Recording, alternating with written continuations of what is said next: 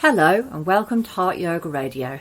This is the third part in our series where we're exploring the question, are we going to see an economic collapse in the UK and beyond? So this is what we've done so far. So part one was about the past and various things which have triggered economic collapse historically. And then the second part, which was actually in three parts, was about the present, what's going on now.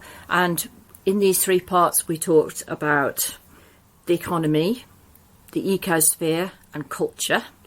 And then in this last part, we're talking about the future. So we're doing past, present and future. And we're going to be moving from the things that we're seeing in the present, which are good indicators for what is to come. So first of all, what are we being told is on its way by our media and our most excellent and upstanding and not corrupt at all, Your Honour, politicians?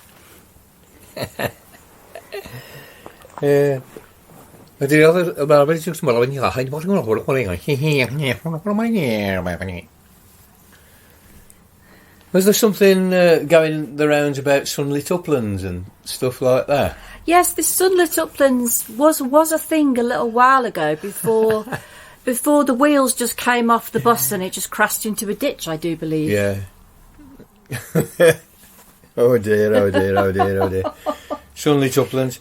It struck me this morning when I was doing my habitual shout at the radio session. We both do that every day, don't we? We shout at the YouTube or the radio. I was shouting at like Radio 4 Today programme, which runs from 6 Well, that deserves a good shout every day. That does. Yeah. They've got a little bit better lately, and it's probably because they've been told to turn on the Tories, you know, and the hardcore Johnsonian Tories, you know, the Tory cabinet. They started giving them a bit of a rougher ride.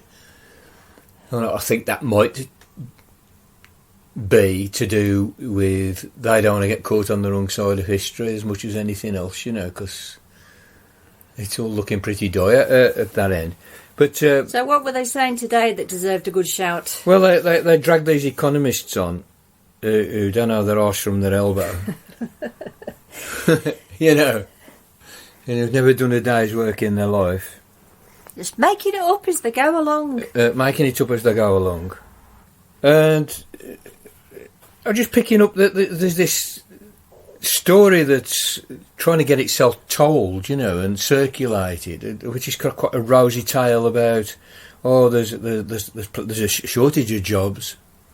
So okay, there are some consequences with supply chain and shit like that.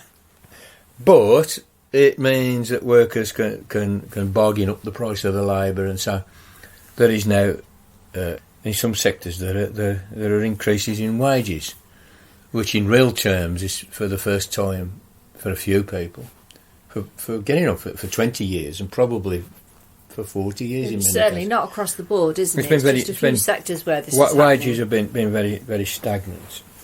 But so we're getting this rosy picture, and then the GDP bouncing back after the pandemic, because apparently the pandemic is over now. What's it killing it's only now killing 1,000 people a week.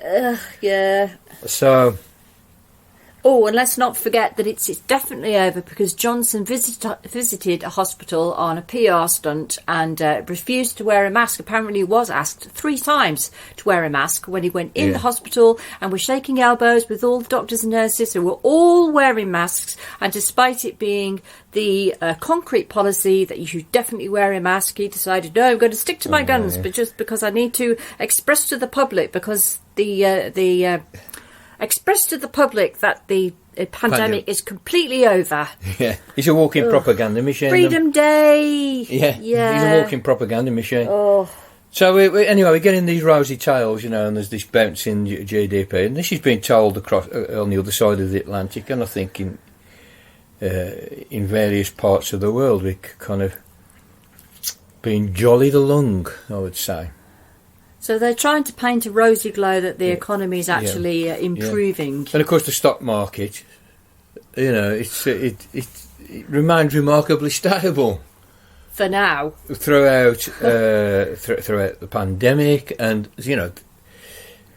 through all kinds of difficulties over the last 10 years, the stock market has kind of... Through fairly heavy twisted manipulation. Yeah, well, I shall mention that as well. I mean, if you take a closer look, well, there's jobs, yeah, but we've got this massive precariat workforce. They don't get any holiday pay, any sick pay, any maternity leave. They're ostensibly self-employed. They can get kind of sacked at a moment's notice, or called in at a moment's notice in the middle of the night or whatever, Deliveroo and Uber, and a whole lot of precariat workers, and difficult to unionise if you think about unionisation in the old terms, which seem to require people being herded together in factories in the thousands. So they're actually over lunch, when they're eating the sandwiches, they start discussing politics, and out of that, they very quickly figure out, well, if we just stop now, the shareholders are going to get mighty fucking pissed, and that might be a bit of fun. Yeah. We might also be able to extract some better conditions, an extra few days paid holiday, or a wage rise, and so on. So over and against that rosy picture, I would place, well, let's just look at employment really. And actually, where there are shortages, let's look at that really, which in the UK is in very large measure due to the xenophobic exclusion of migrant workers who've traditionally fleshed out the UK workforce, especially doing jobs that the indigenous people don't want to do. Fruit picking, vegetable picking, meat packing, and so forth.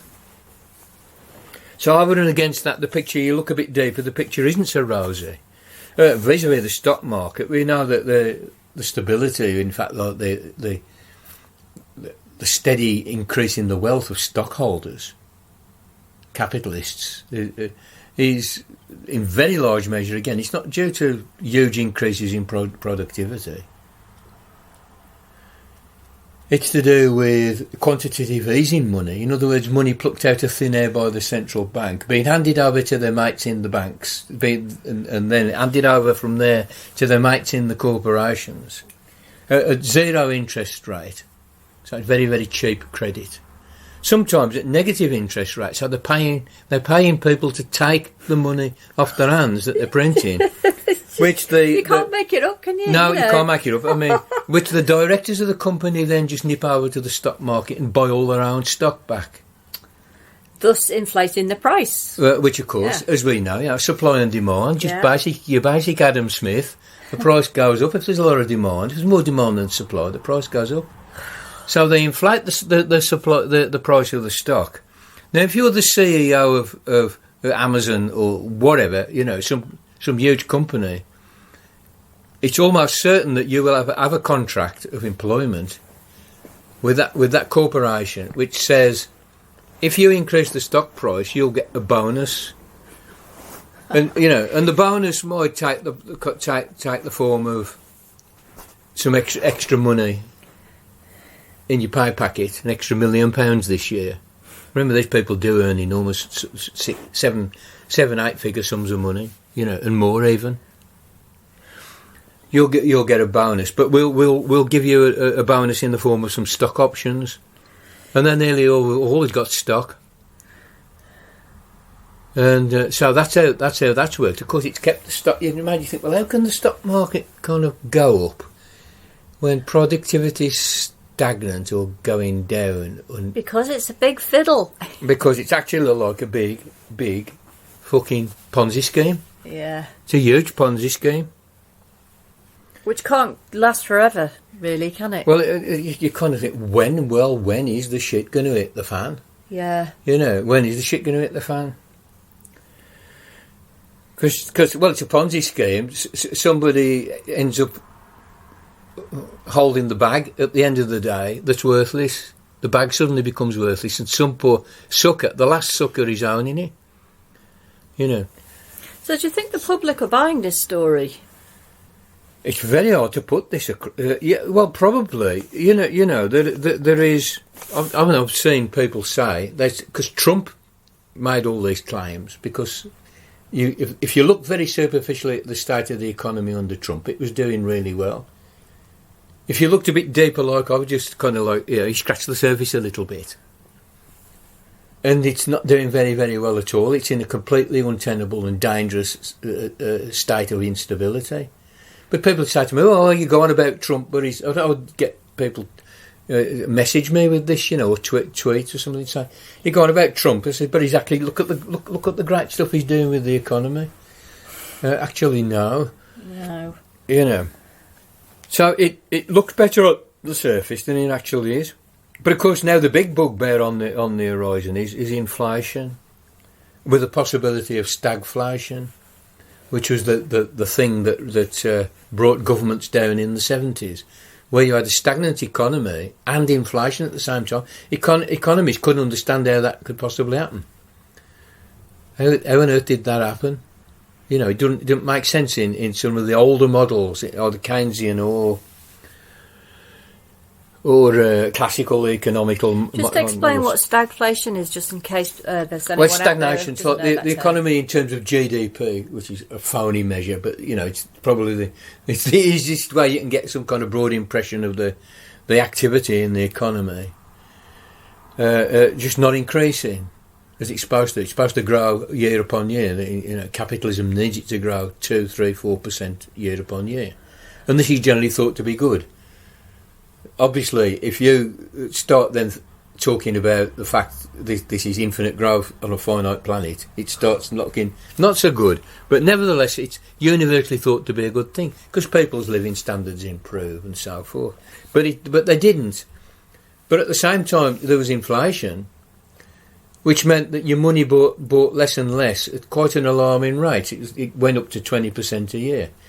I mean, it wasn't Weimar Republic where it could be 1,000% a day or some, I don't know, figures like just they had to change the prices in the shops quicker than crypto. It was like and it was just going up and up and up and up every hour, every half an hour.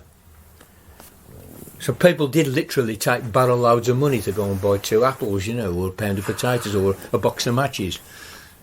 Deutschmarks were in the Weimar were printed with a million mark notes and stuff because it went completely crazy. That's hyperinflation. But we got up to 20% in my lifetime. But I was working then. I was a union guy. We went on strike. We had a national strike. 1 million public employees went on strike. And we got a wage rise. We got 8%, but by the end of the year, it had been inflated away and we were back where we started. Took us 2 weeks to make them focus their minds, Wow, that's quite good. Yeah. Well, it's really, I think the idea was it was like with 2 days, I know it was about 3 weeks a day, 2 days the first week, 3 days the second week, just escalating it, I forget exactly how it went, but we went on strike, went back to work, and then went on strike a bit longer, went back to work. Meanwhile, the negotiators are working. But in the end, they buckled and we got 8%. Because by this time there's no bins being emptied, no council tax being collected, no, all kinds of shit not happening with these unskilled workers like walking out. Yeah, I mean, I do like that the pandemic has hopefully showed a lot of so-called unskilled workers, the power that they do actually have, and how that the country would grind to a halt if the bins stopped being emptied and people stopped turning up at the shops that sell food and essential supplies and medicines, and people who work in the doctors and the hospitals. And the strike is still an incredibly powerful weapon in the hands of the working class, especially a general strike where all workers come out. And I hope that we do get round to it in the next few years. I think. I'd love to be a fly on the wall at number 10 if Johnson's still in power by then. If that happens, oh man, they would poop themselves, Anyway, the upshot of that little digression or introduction is that the kind of rosy glow that's being painted over the economy by the Radio 4 Today programme, which is staffed by a bunch of kind of Tories, for the most part, and which goes out for 3 hours a day, and which gets 6 or 7 million listeners. Bear in mind that the Sun doesn't even hit a million readers, and the Daily Mail, I don't think, hits a million readers.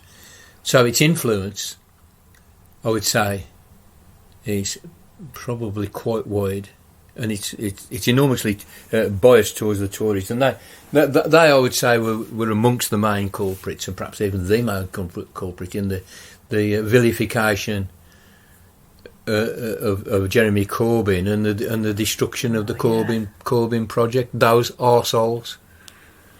So there is influence there, but be aware we're being told this story. So that's the bit of the present that's facing the future, you know. And I would say you dig a little deeper, you take a little look around, and this rosy glow is actually a load of superficial shit, and concealing something pretty scary about the economy, you know, and that is that it's very unstable. Particularly when you understand how this stock market thing, how can that go on? I mean, you don't take the PhD in economics to figure that out. You know. Having said that, PhDs in economics are often sort of economically illiterate, you know. I mean, here's a little aside, and this is the thing that Richard Wolff put out the other day. Richard Wolff does a weekly kind of economic news. It's American biased, and he goes through lists of all the strikes that are going on in America, you know, and this movement in America. And it's not exactly a conscious movement, but this phenomenon of people just texting their employees saying, "I quit, fuck you." You know, and James up from the internet's done a lot of funny stuff about that, but they're living in the millions. Yeah, and it's happening here as well, actually, isn't it? I think it's happening here. I think it's happening here as well. Partly because the conditions in the UK that people are working now get worse and worse and worse. Because, so if you've got a factory and say, or any workplace where say 30% of the workers from Europe, and they've all been sent back in the name of Brexit. They're really struggling and sort of being forced to almost just like pick up the workload of these people who can't work in the UK anymore. So they're just being kind of worked to death. So they are just saying, "Well, fuck it, I'm off." Yeah, and good on them really, because it's the great refusal. I've got to push back against that. The great refusal. So anyway, Richard Wolff, just to tell this story. This is just the introduction, by the way. And I say it's a bit rambly, but I think I'm trying to paint one of those huge sort of Victorian genre pieces, you know, like that's the size of a football pitch, but it's got like teeming with life and things happening, you know. He tells this story anyway. Richard Wolff tells this story, and he said he's an academic, so he reads scholarly papers on the economy. And you read a paper by a guy called, I forget the guy's first name, he's called Rudd, is his second name. And he's an economist at the Federal Reserve, which is the United States Reserve Bank. It's the biggest reserve bank in the world, possibly the most influential economic institution in the world. It's probably more influential when push comes to shove than the World Bank or the IMF or, you know, the Financial Stability Board or the FATF or any of these wallers. You know, the Fed. And he's an economist at the Fed, and he writes this paper about inflation. And Richard Wolff says it's a really good paper, actually, and he makes the point that inflation, which we've now got, and which is worrying economists. So obviously somebody from the Fed's going to try and get to the bottom of it. And he says, well, everybody's... what they're doing is they're approaching it too simplistically. They're saying that inflation is due to X or due to Y. It's due to money printing, or it's due to labour shortage, so labour's pushing up the price of labour. You know, or it's due to a bad harvest. I don't know, whatever. But he says it's always multifactorial. It's always multi-causal. It's got a lot of factors. It's very complex, and he goes into this. And Richard Wolff said, "Yeah, so far so good. I mean, I got no quarrel with the guy. You know, this is good scholarly work, you know."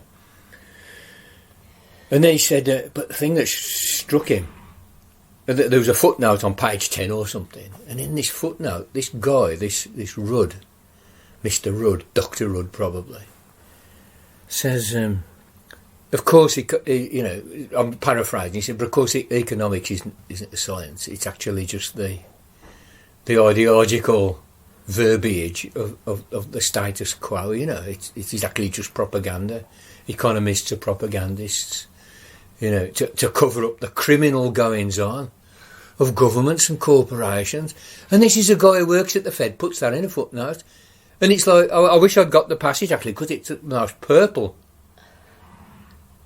prose. It's utterly gobsmacking that a guy at the Fed producing this scholarly paper on inflation, very interesting and something that we need to be trying to get our heads round, puts that in a footnote, And that to me, the rest of Richard Rolfe's news was interesting, but this thing stuck out to my mind. Like, if there's a rune to read, that's it. That a Federal Reserve economist will condemn capitalism in the most purple language possible, and condemn the economic profession for its ideological role. Because economics is not a science.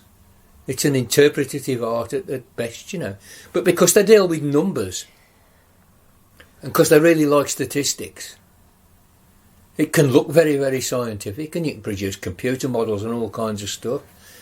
It's like, it's really strange. It's an interpretative art, but with a massive factual ground. It needs a factual ground to be any good. But it can't predict the future, Maybe in the future, this is something for the future, we'll have AI, quantum computer AI, bearing in mind that the quantum computers can model enormous numbers of discrete states. Just even the smallest quantum computer we've got now can give us 2 to the 500 discrete states. That means you can model massively complex phenomena like weather or climate, but also perhaps like the economy. So when they do use computer models, in fact in the past they've used mechanical models. They try and model the economy, but that is going to get a lot better over the next 10 or 20 years. If we're all still alive by then. If we're all still alive by then. Anyway, I'm sort of painting a very detailed picture, and I'm just way over in the corner here with that. So there we have it. This is sort of what we're being told, and what we're being told is at variance with, at least as far as I can ascertain, what's going on underneath, and that the situation is far more dangerous than anybody's saying. That's just on the level of economy. That's just on the level of economy. I know we've put this as a question of economic collapse, but I think this is a question of civilisational collapse. Really big economic collapses do become civilisational collapses. So, and we've sort of thought about the UK, and obviously we're putting a focus on that. But the UK is not an isolated entity, No nation state is that isolated. It has its own peculiarities and its own detail, but it's locked up in this great generality of the world system. There's only one economy in the world, and there's only one climate. There's only one ecosphere. But there are actually lots of different cultural manifestations, which of course on that our third system, the cultural one, is one that's a lot more diverse and I wouldn't say fragmented, but myriad, just lots of variance. So, summarising that kind of ramble around the now economy and the way in which it points towards the future. I'm summarising. It's more dangerous than we're being told in general, than the propaganda outfits, which we call the media, are feeding to the people. And I would say that this is, it's for public consumption. It's an attempt to calm the mob, because I think we do actually now in many parts of the world have a mob, about to emerge. So in our previous discussions in these podcasts, we've been talking about the interlocking systems of economy, culture and the ecosphere. So how do we use this analysis, drawing all of these three into thinking about the future of, well, not just our country, but the rest of the world? Yeah, I'm glad you asked that. That way of looking at things helps us to kind of dig deeper, you know. I mean, we've scratched the surface and exposed the rosy glow that's been sold to us to keep us quiet. But now we can kind of dig even deeper. And the way I would employ this systems metaphor of these three big systems is to, I don't know, arrange the systems in a triangle, you might say, with like the economy at the top apex, or at one of the apexes of a triangle, the ecosphere at another apex, and culture at another apex, and then to draw the lines between them. And the three sides of the triangle are the interactions, the relationships, the entanglement of each of the systems. And so we've got three entanglements. You know, we've got the entanglement of the ecosphere in the economy, we've got the entanglement of the ecosphere in culture, and we've got the entanglement of the economy in culture. We've got these three entanglements, or three relationships, three dialectical relationships. And if you look there, that is where you find the tensions and the struggles between peoples, and the struggles between ideas, and the struggles between factions of the world economic system, you know, the people who are involved in that, the internal struggles of capital, you might say, and the internal struggles that go on inside the elites and their system, their subsystem. And those tensions do point towards the future, because it's the way they play out that will determine the future. But obviously it's very complex, and I keep saying it's a fool who predicts. And it depends how this mob that's emerging mobilises itself, you know. Bear in mind the word mob isn't a swear word, it just stands for the mobile. You know, in the 17th century they talked about the mobile, and it got shortened to the mob. But as mobile is that just mass of people that can rush down the street and then rush down another street, you know. Rush over to the Versailles Palace, you know, or storm the Winter Palace, or storm the post office in Leningrad, you know, or in Dublin for that matter, you know. Or can stand outside the COP26 shouting, waving the banners, playing the drums, dressing up in their costumes, and all the rest of the palaver, you know, and haranguing the politicians. As they should. As indeed they should. So why I propose doing that is because that is where you need to look. It's where you need to look. And it did occur to me, because we're on the last day of the COP16 in Glasgow, even though it looks as though they'll extend it a couple of days, because it's looking like... Is that because they can't agree on anything just yet? Well, they've agreed on a few things, but basically their basic idea is let the planet burn and fuck the poor, and fuck the poor in the poor countries, you know. Fuck the poor in the rich countries and double fuck the poor in the poor countries. Seems to be the message that we get. Well, that seems like a nice balanced conclusion. I know I might be being a bit dark on that. You know, some things have been agreed, but the poor might have something to say about that. Actually, it's not great, and you know, I know I'm sounding like an apostle of catastrophism. You know, I mean, here's a little side note. I discovered last week that the University of Heidelberg in Germany, which I think is a venerable university, there is a department or a centre for apocalyptic and post-apocalyptic studies. Is there? Yeah. That's brilliant. I love that. It's named after somebody. The person's name escapes me. I'm just, as a part of like advancing senility, it's like the names don't sort of lodge in my brain, you know, unless I really make them. And because I encounter so many, I have to be a bit selective about what I'm going to try and remember. But it's named after somebody who I suspect might have been a theologian or something. But yeah, the Department of Apocalyptic and Post-Apocalyptic Studies worked that out. God, I'd love to know what kind of people apply for that course. Yeah. So on top of all this rosy glow we're getting around the economy, we're also getting, you know, a lot of greenwash thrown at the fact that they're eco-catastrophe. And it's not just climate; it's soil and sea and forests and species and insects and pollinators and coral reefs, etc. Just hurtling down the pike. Yeah. I wonder if it can get even more catastrophic before I deal with my triangular system. On top of that, there's this Cold War being fomented with China. Oh yeah, we've got that to look forward to which as well. stands a reasonable chance of becoming a hot war. John Pilger has been talking about the coming war with China for sort of 5 years, and he's a very canny sort of fella, you know. But you know, it's fucking dangerous, the game that they're playing. So there's this geopolitical instability, which is a part and parcel of the geo-economic instability that we've just outlined. You know and God knows where inflation's going. It could become more intense. Some economists say, "Oh, it'll stop. It's a temporary thing because of COVID." But others are saying, "Well, that's it now. It's embedded. It's going to go off to a 1970s type scenario."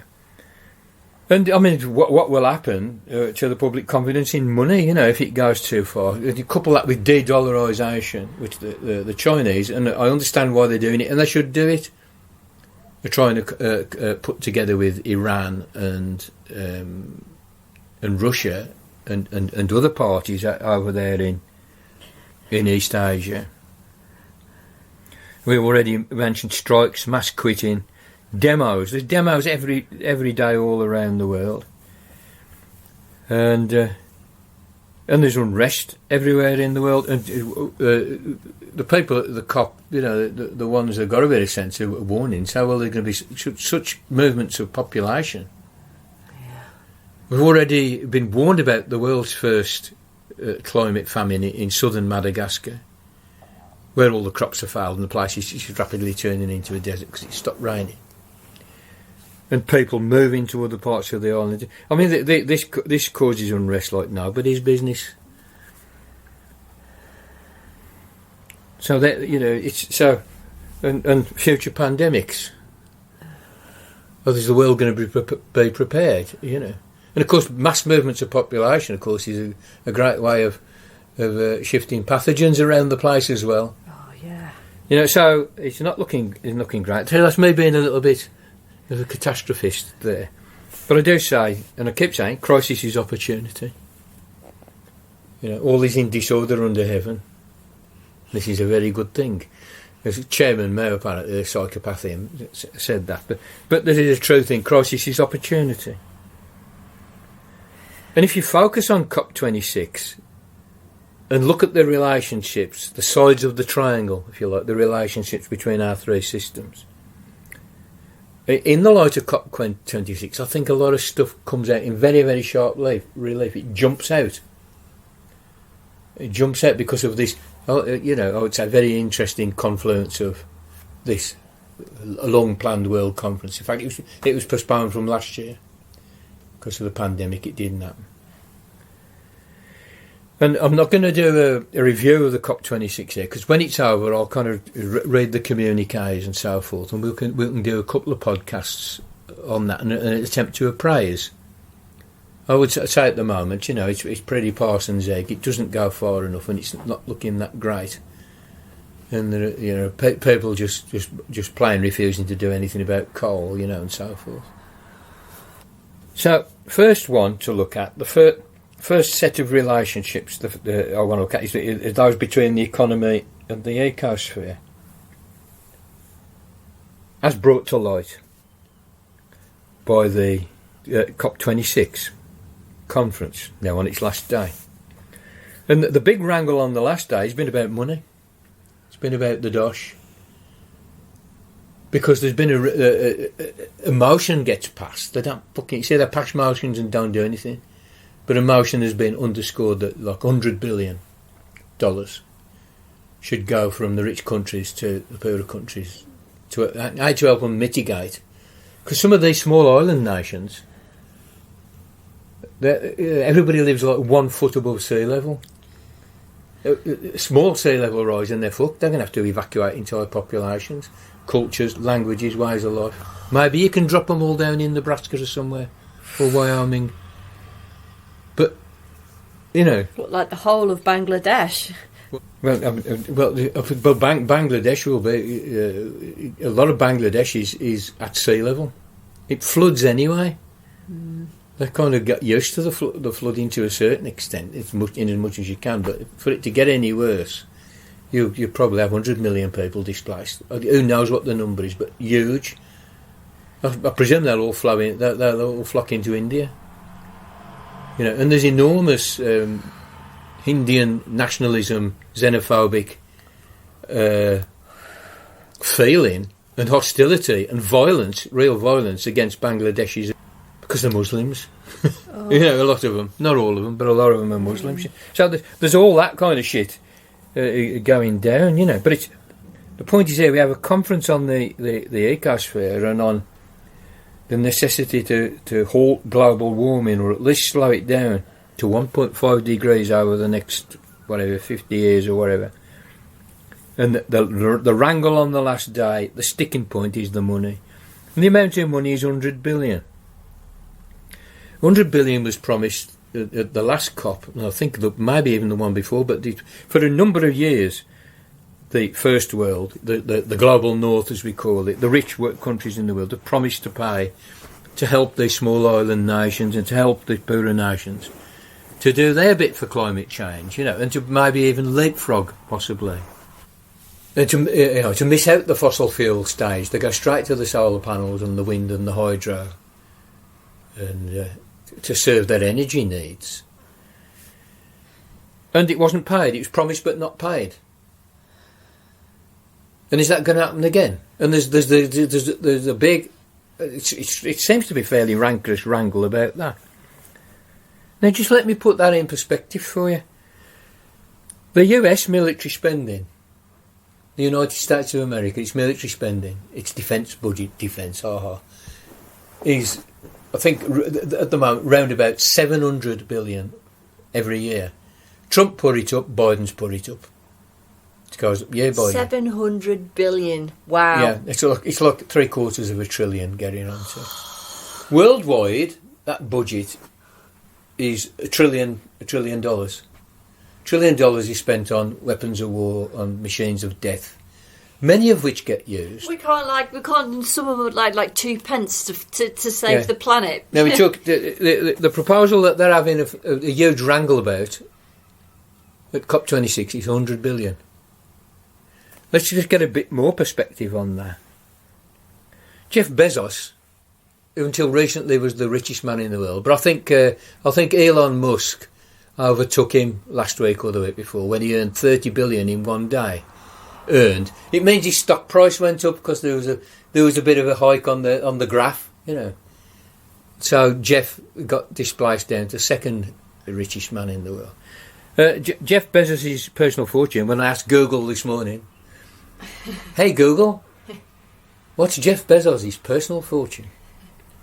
And Google told me that it was. I didn't write it down here, but it was over 200 billion. It's like 216 or something.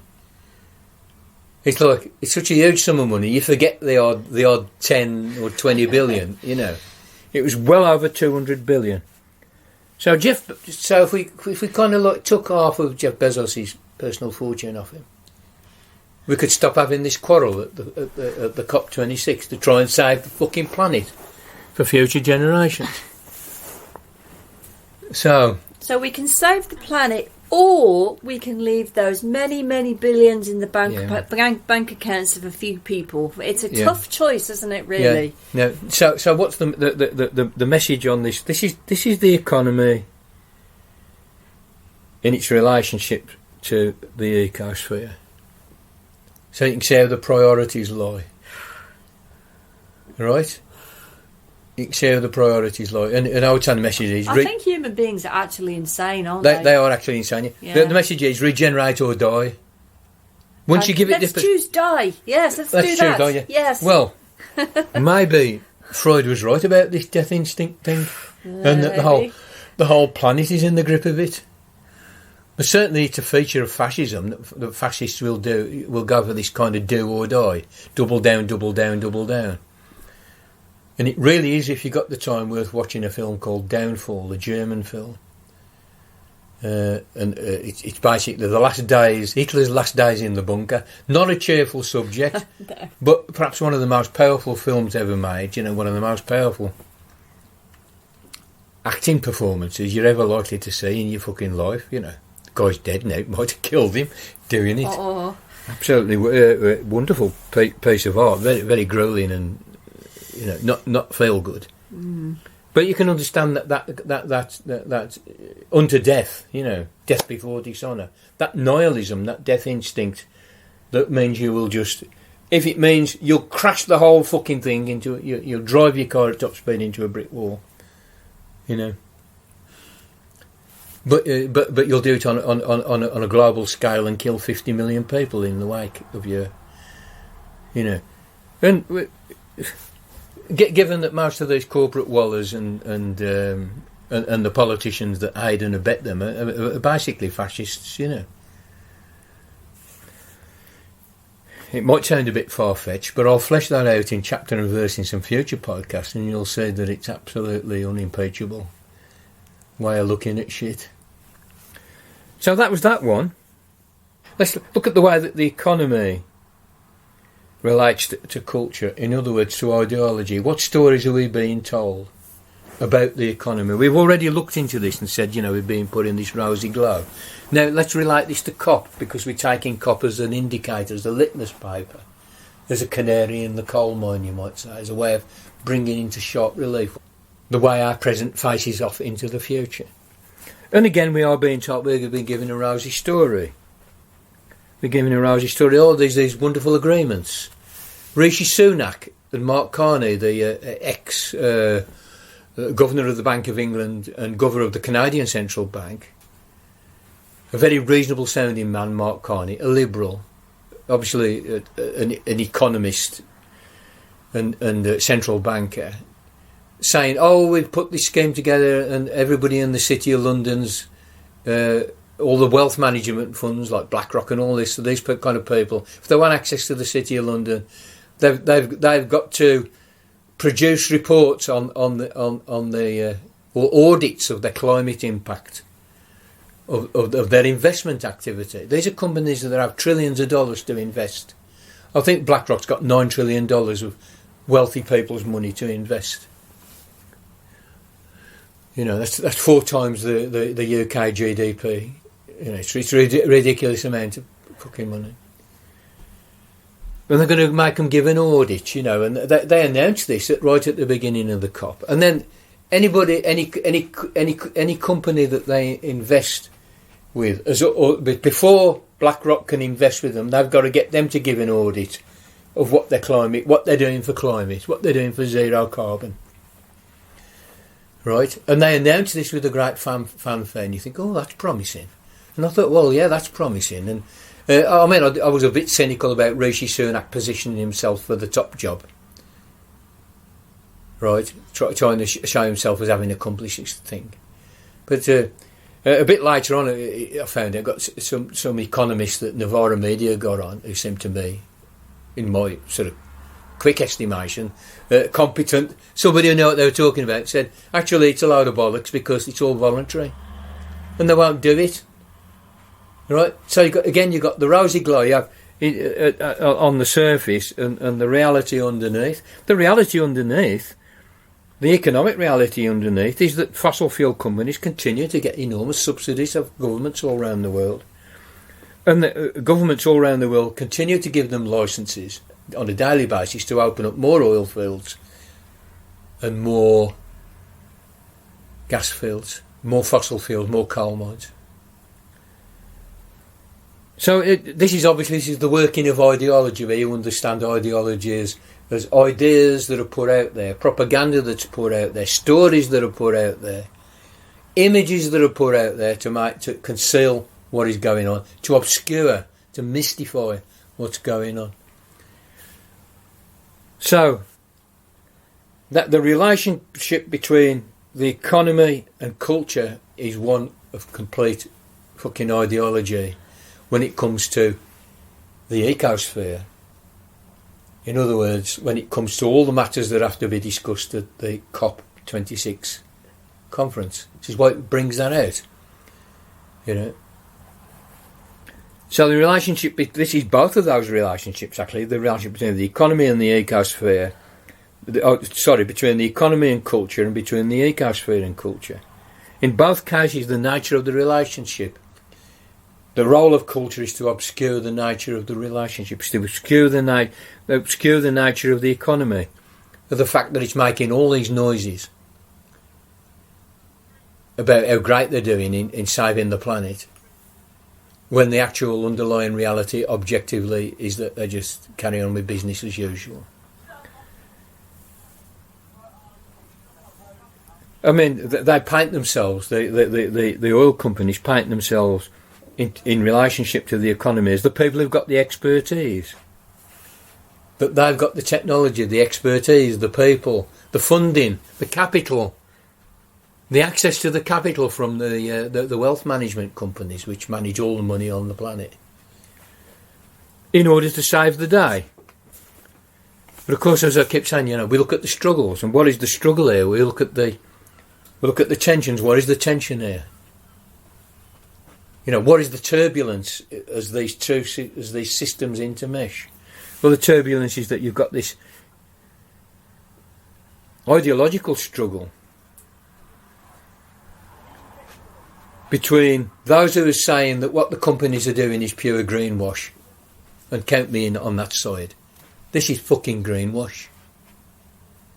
You know, because you can look at the figures and you can dig them up in the public domain. This is greenwash.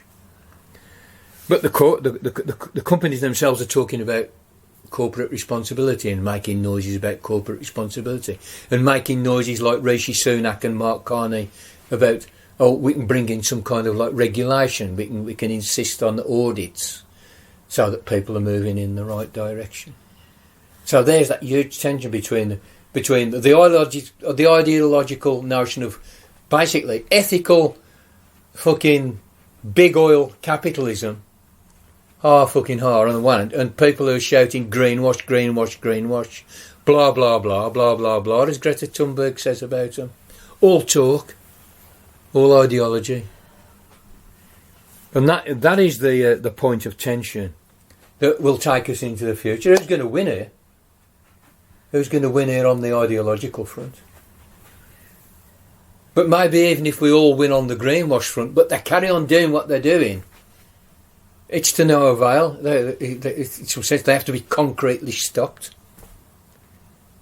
They have to actually be physically stopped. So do you think that's possible? Yeah, I do, yeah. Some bloke whose name I didn't quite catch has written a book called How to Blow Up a Pipeline. And it's nothing about that. He's got no designs for bombs or anything like that. But he's saying that, you know, don't be so non-violent that you won't destroy some property to stop these motherfuckers from wiping life out on the planet. And I have to say he's right. You know, tactically, I think that is where he's going to come to. And the mob will do it. Well, I think they'll be just pushed to a point where there is no other option. Yeah, but so I mean, putting it on an even more abstract level, you've got this sort of conflict, tension, turbulence between the notion that this is all on the ideological level, because we're talking about culture, aren't we? Between ethical capitalism, the idea that there's such a thing as ethical capitalism, and it is a welcome development. And this is a line that's coming out of the COP26, basically, if you express it at its most abstract level. And those, again, who are standing outside in their tens and hundreds of thousands, banging drums and shouting, they say, no, that's an oxymoron. There is hard evidence that there is no such thing as ethical capitalism, and that you certainly aren't it, even if there was such a thing. You certainly aren't it. Do you know that over 500 delegates at the COP26 were from the fossil fuel industry? Official delegates who got let into the secure zone, you know, is it the blue zone or something, where only you have to have security checks to go in, where the elite go, you know. That's more than whole groups of countries, like small island nations and so forth. The people are actually going to be flooded out of there. And how did they justify their existence there? God knows. Because they're saying They're saying we are the ones with the expertise to put this right. Remember, you know, Shell and BP tried to rebrand themselves as energy companies rather than oil and gas companies, and they did do some stuff on solar panels. I suppose their presence there would just give them a bit of extra greenwash, wouldn't it? Well, they're looking for greenwash, and they're looking to push this ethical capitalism notion or corporate responsibility notion. Because one thing that's not being considered at that conference, certainly by the loudest voice, is that capitalism cannot solve this problem. Even though the new president of Bolivia stood up and said that very thing. You know, he's the guy who's sitting on the world's biggest lithium reserves, who the CIA couped out, and which the people took to the streets and got their left-wing government back in. They pushed back against the CIA because they had a military coup, you know. But the people said, "Fuck it, we're not having it." Elon Musk, incidentally, obviously, if he wants to build these Teslas, needs lots of lithium for the batteries for these cars. Said with respect to the coup in Bolivia, he said, "We'll coup who we like. We'll coup who we like. We super rich people. We'll coup who we like." COUP. Did he really say that? He said that, yeah. You know, he's trying to be jocular, but of course he kind of betrays his unconscious with what is like a parapraxis, you know. So there's your kind of system. But I mean, I'm going to revisit this economy, ecosphere, culture triangle again, and focusing again, and a little perhaps a little bit more fine-grained, but not terribly fine-grained, a bit more fine-grained on the tensions which are the relationships between these nodes or apexes of the triangle.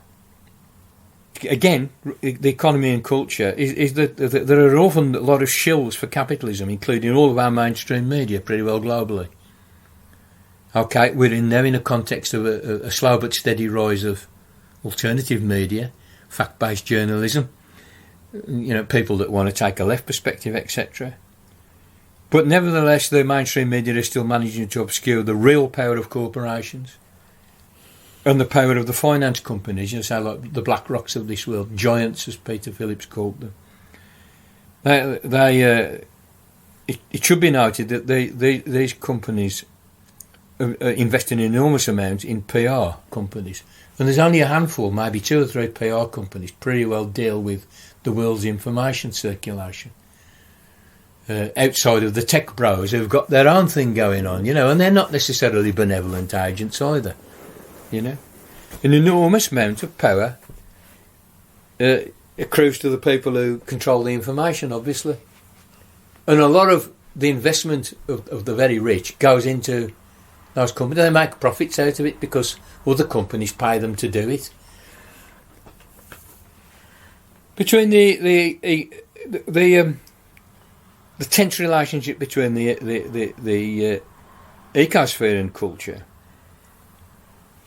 is that on the one hand we do have enormous grassroots movements now. The school strikes that have been going on from some time. The phenomenon of an activist youth that isn't going away, that's intensifying. And I don't think they're going to take any shit when these kids are in their 20s and 30s. I don't think they're going to revolt into style. I don't think they're going to be more conservative. Well, not when their town is on fire or underwater. No, they're not. No. And also, grassroots movement. I mean, let's not forget that most of the population of the planet probably doesn't want to die. Yeah. You know? They don't. So that's a pretty massive grassroots movement, isn't it? And they want their children to have a future and their grandchildren to have a future. I mean, on this side, you've got the grassroots movements, the school strikes. I would expect some unions to become more and more clued up about this. And the unions have been a bit both ways on this historically. Because a coal miners' union, well, they say we'll keep the mine open. You know, of course they do. But I think they're coming round now, and that the unions, they've got the enormous weapon of the strike at their disposal. With a bit of luck and a following wind, they're going to say, you know, how important it is that they take the side of the ecosphere.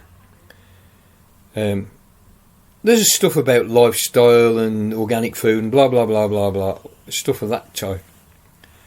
And it's kind of important that consumers can wave quite a big stick, but at the same time, you can get bogged down in that, think that is all you need to do.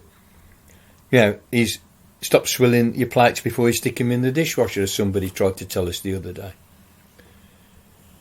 There are also experiments in alternative living, communes, alternative agriculture projects, etc. And that's kind of important because it helps to show you what's possible and what isn't. But I think none of this, on the cultural level, is going to have any real weight unless it's impregnated with a class analysis. We need to understand the way in which the crisis impacts on working people. In other words, the poorer people, both in the developed world and the even poorer people in the developing world, much, much harder than it hits anybody else. The top 1% can insulate themselves to some extent from this. Not forever, but to some extent. It hits the poorest the hardest, and so a class analysis is really was the thing that will give all this some juice. I don't want to discount anybody's sincere efforts to kind of try and get their head around this, but really without that, without a class analysis and then the class action, the action based on the understanding that the 1% do not have your interests at heart in any way, shape or form, and then in pursuing their own interests they're destroying your world, very, very rapidly and are very loath to do anything about it, then we might start to get somewhere. And that, I think, is underdeveloped at the moment. And of course, the whole thing is imbued with imperialism. A good study is to find out, the history of Iran since oil was discovered there. The way that country was couped by MI5 and the CIA in the 1950s and robbed of their left-wing elected government, which was replaced by a monarch, a fascistic monarch, by the CIA and by the Anglo-Iranian Oil Company, which is a British oil company, which became BP. And that whole kind of bloody history of wars for resources, and of course going on into the present day. What do you think happened in Libya? What do you think happened in Iraq? This was about oil and capturing the oil resource. Why do you think Venezuela is being besieged with sanctions and having its gold confiscated and unable to trade with the world? Because it refuses to give its oil, basically, to the international oil companies. The same people that are greenwashing themselves at the COP26. They're bringing a whole country to its knees because it's sitting on the world's biggest oil reserves. And it's saying, and its left-wing elected government says, we want to use these resources to benefit our people, to give them education, to give them healthcare, and so on. As far as the Pentagon is concerned, and as far as the oligarchs in Washington are concerned, these are filthy commies, because they actually want to use their natural resources for the benefit of the people in that country. So it's all embedded in this filthy history, and all of the ideology that surrounds this. Filthy commies, right? That's ideology. Make America great again. We are a great country. It's our oil. That's our oil. In your ground, that's our oil. And also, are we going to civilise you? We're going to bring democracy and freedom. That's ideology. That's the cultural side of that complex. And of course, grassroots, nipping back over to grassroots. Of course, grassroots elaborate utopias. They try and imagine the future. And I think this is very, very necessary, though with great care. But without that, we don't know where to point our rage, you know. And this I would say at the moment, the understanding of the class struggle dimension of this whole complex, and the ability to focus on a direction, on a plausible direction with good strategy that will work and good tactics, beyond simply the mob succeeding. The mob can replace stuff, but what happens the day after? But in all of those respects, there's a lack at this current juncture. And of course, all of that, you know, we're going to summarise that in a term of attention. It's between the grassroots, a self-conscious grassroots, which is developing its utopias, which is developing its understanding of class and the way this hits the poor the most, which is developing its understanding of imperialism, which is developing its tactics on the streets and in the squares and outside of the conferences. And online. And online, of course, absolutely, very, very important online. On the one hand, we've got that. On the other hand, we've got corporate capitalism greenwashing itself, telling its stories, elaborating its ideologies, funded with enormous amounts of money to do, funding that project of elaborating its ideologies with enormous amounts of money that it's got access to. Remember, you know, it has access to all of these wealth management companies which manage the wealth of the wealthiest people in the world. This is enormous amounts of money which are bigger than the GDPs of very, very many, all but the top two countries, in fact, you know. So, huge power, huge influence over government, huge money to employ knowledgeable people, in that technical sense, to elaborate the ideology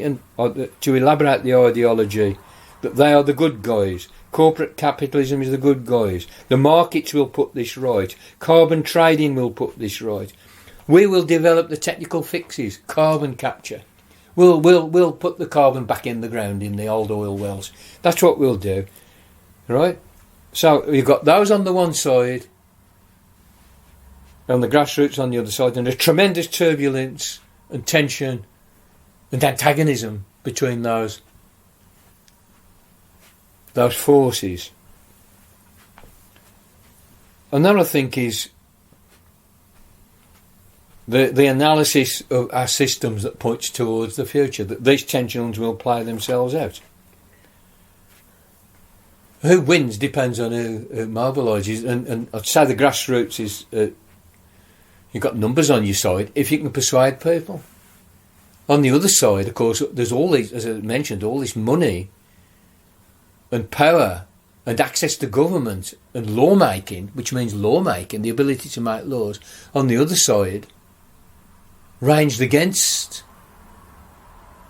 the good sense of the grassroots. Yeah. And, you know, and they will prize open cracks in the grassroots along the lines of our currently inadequate understanding as a movement of class, of economic class, and imperialism. And the uncertainty around what is the best thing to do, violence, non-violence, actually breaking some stuff or not, you know. There's the big, very basic questions. But the future will be determined by this struggle, and obviously by the economic side of it, by the ecological side of it, because meanwhile, the planet is burning, the world's getting hotter, the seas are rising, the glaciers are melting, the crops are drying up, people are moving to escape catastrophe. That is so enormous that that's in the equation as well. And obviously these are enormous forces which I hope I've illustrated have many, many aspects to them. This only scratches the surface. You know, to write this up as a careful analysis with chapter and verse and lots of factual underpinnings would be a book about 2,000 or 3,000 pages long. You know, so nobody in their right mind is going to predict the outcome here, but you can see where the battles will be fought, and that's half the problem, I think. And you can see what the grassroots, if I can call us that, needs to do. You know, both theoretically, both actually, both tactically, both strategically. We've got enough to start working that out. Yeah, as you say, to tackle our question and to answer the question of this podcast series about are we going to see economic collapse in the UK? It's a small question compared with compared with the rest of it. Yeah, but I mean, there's no way I could talk about this without turning it into a whole question about civilisational collapse. And we do know that civilisations collapse. You know, we know that they do. It's happened. I don't know. Chris Hedges is really good on this, and he's such a pessimist, you know, but he's really good on it, and he's quite the historian. And I know he says however many there have been that we know of, you know, 6 or 16. I don't know what the number is, but there is a sort of a pattern to it. The question was: are we going to get economic collapse in the future? Is it going to happen? Are we going to get civilisational collapse? I say we're in the midst of it. It's not like we're going to get it. We're in the midst of it. Everything I've talked about here is us in the midst of it. So the conclusion of this podcast is yes, and it's happening now. that is the conclusion, and in the future we'll see these conflicts, these antagonisms intensifying. Whether they'll resolve, whether one side will win or the other side will win, which I think is unlikely. All of this will kind of morph, you know. Is the way turbulence works. It will kind of morph. Well, it does seem to be such fast changing, almost daily, hourly. It is. Black swan events, big decisions made by governments, corporations, new laws being made that have like huge ramifications. So it's very difficult to, as you said, to predict exactly how it's going to unfold and when. Plus the people. Yeah. The people. I mean, the people are actors in this, and they have agency. I mean, a mob has very little agency. You know, and I say my big fear is the right wing capturing the mob, but the mob there will be, mob there is, in the sense of a formless mass of people in movement who are probably in an emotional state of heightened resentment, anger, etc. Rightly so. Well, yeah, especially after the pandemic as well. But very often, not having a cogent analysis of why they feel the way that they feel, other than knowing locally, you know, I've got nothing to eat sometimes, you know, or the fuckers, they screwed me over, lost my job, lost my house, the banks took my house. How much of this are people going to take, you know? Or the town's on fire and they're still drilling for oil, and they're praying for the Greenland to melt so they can get all the coal that's underneath it. Or whatever it is that's down there. The Arctic's full of oil, you know, but it's too cold at the moment. It warms up, they'll be able to get it. You know. So, but there's a chances are, you know, the right will try and capture this. And the right, of course, work for the fucking oligarchs. They work for corporate capitalism. They work for big oil. They work for the military-industrial complex. They've got all these ideologues working for them. So-called PR firms, propaganda outfits, in fact, and the mainstream media, propaganda outfits working for them. They are all part of the same class. And they can present people with ideas that they can believe in, that are attractive to them, and make them feel like they have some power in the situation, when in fact, if they do follow this particular idea to its end, they will just end up completely disempowering themselves. Yeah. Well, Sky News this morning wants me to watch the Royal National Lifeboat Institute bringing some people, some Syrians or Libyans, escaping turmoil created by wars for oil, to Britain, because they got shipwrecked. The lifeboat picks them up, and there's a few dozen people on this lifeboat get landed in Kent, and there's a whole Ferrari, and there's a profession of people that try and tell us that we're in hard times because of those people who are trying to escape with their lives. Yeah, in very, it's very many instances. Yeah. So she's Instead of blaming the people who are causing the terrible situations they're trying to escape from, just blame the few people who manage. And not worse than that, and we've done a podcast about this, just in case you don't know, we're actually meant to let them drown now. Or get sent to prison. If you accidentally rescue a child from drowning at sea and turns out to be a migrant, you can actually go to prison. That is the extreme end of the cruelty of this government. Well, what is hopeful there is that when this was announced and when various fascist ideologues will go on Twitter saying this is disgusting, the RNLI should be stopped from doing this, and I mean they tried to push that thinking it was going to get some popular purchase, and it was a miscalculation because RNLI's donations, and they rely entirely on donations. They don't get any government grants. Shot up enormously, like I don't know, several times, you know. So that's kind of heartwarming. I mean, as I say, crisis is opportunity. There's lots of hope. There was at one point 100,000 people on the streets outside the COP. People travel from all around the world to be there. The school and the school kids, you know. I just think that the young people are just not going to take it. The best of them, they're not going to take it. And the Labour movement waking up again after being pretty well smashed, and you know, having encountered the difficult, precariat working, and so forth. That will wake up. It is waking up. It's waking up. It's waking up here. It's waking up in the US. It's waking up across Europe. Yeah, and it's waking up with all the avalanche of corruption exposures that we're getting here in the UK with the Tories. Yeah. And I think people are, because this is becoming more and more mainstream, it's just more and more every day about how much money they've thrown to their mates, or they've managed to give to themselves.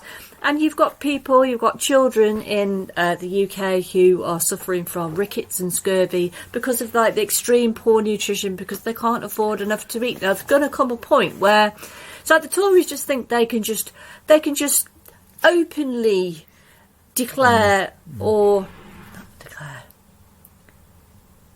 blatantly show how much money and wealth they have with, Johnson's super yacht that he wanted, so he could go around the world and be very impressive about Brexit. I'm not sure how much that cost now.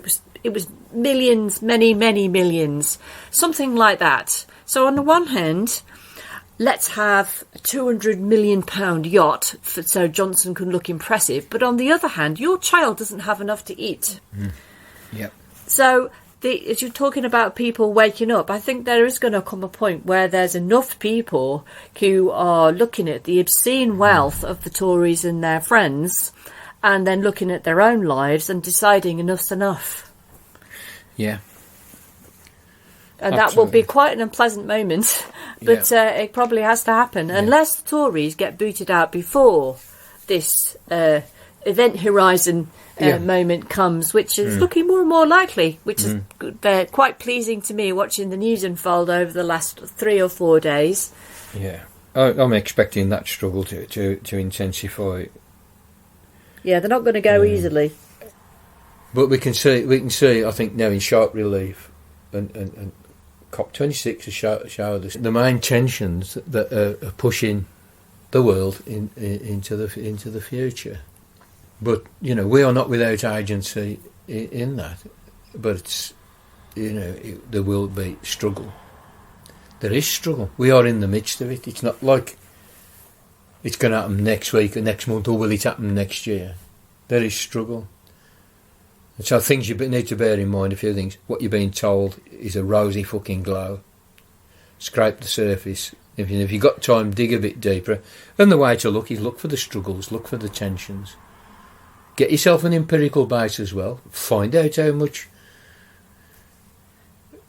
BP spends on persuading you that it's an energy company. There's all this stuff can be found out. You know, you can do primary research, and there is very, very, very good, reliable texts by very able people exposing all of this stuff. You can get yourself a picture of what's going on, but we need to think strategy as well, because the struggle will be for the hearts and minds of the people who more and more and more are spilling out of their front doors onto the streets and into the squares everywhere on the planet. You know, but you need to sort of also be aware they'll be selling you all kinds of geopolitical stuff about China and Russia and so on. You know, you don't have to be a great fan of the Chinese government to understand that this is being this Cold War on China is there for domestic consumption as much as anything else. You know, so there's a lot of complications. But many hopeful signs. But we have to use our agency. We have to develop our agency and use it. You know, I mean, Marx. You know, what's he say? You know, humanity make their own history. We make our own future, but not in circumstances of our own choosing. We've been dealt the cards, and what I've tried to say here is these are the cards we've been dealt, and the clues are in the cards as to which way we need to point. They do show us the way in which our present faces into the future, and it's at these points of tension that it does.